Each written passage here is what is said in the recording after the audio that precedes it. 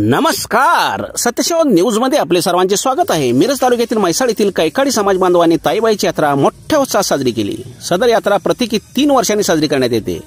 रविवार दिनांक 26 ऑक्टोबर 2025 पासून 28 ऑक्टोबर 2025 अखेर 3 दिवस ताईबाईची यात्रा पार पडली। यावेळी कैकाडी समाजाचे कुलदैवत असणाऱ्या हनुमानाची मिरवणूक काढण्यात आली। कैकाडी समाज बांधवांसह ग्रामस्थांनीही या मिरवणुकीत मोठ्या प्रमाणात उपस्थिती दाखवली।